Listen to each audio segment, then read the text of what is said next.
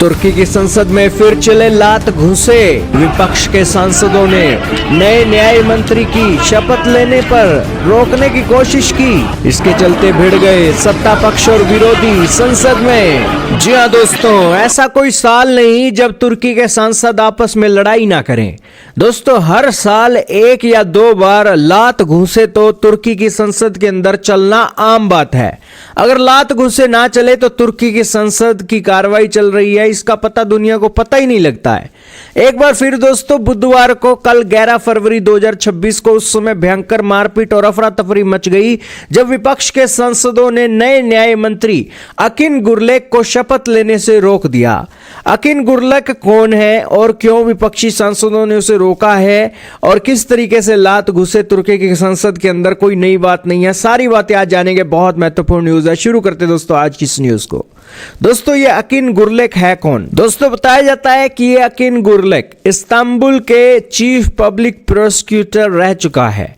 मुख्य विपक्षी दल रिपब्लिकन पीपल्स पार्टी उन पर राष्ट्रपति एर्दोगन के विरोधियों के खिलाफ राजनीति से प्रेरित मुकदमे चलाने का आरोप लगाती रही है।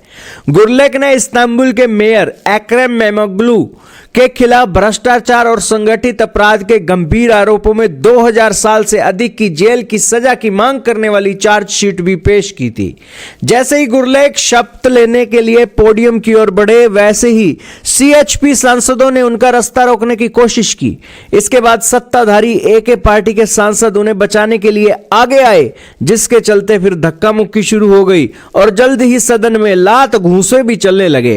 इन लात घूंसों के चलते दोस्तों सदन की कार्रवाई को 15 मिनट के लिए स्थगित करना पड़ा और उसके भारी विरोध के बावजूद अकिन गुरलेक ने सत्ताधारी पार्टी के सांसदों द्वारा बनाए गए एक सुरक्षा घेरे के बीच न्याय मंत्री के रूप में आखिरकार शपथ ले ही ली। और दोस्तों, एक बार फिर से साफ हो गया है कि जैसे जैसे एर्दोगन बूढ़े होते जा रहे हैं, वैसे वैसे तुर्की की संसद के अंदर इस तरीके के लात घुसे चलना आम बात है।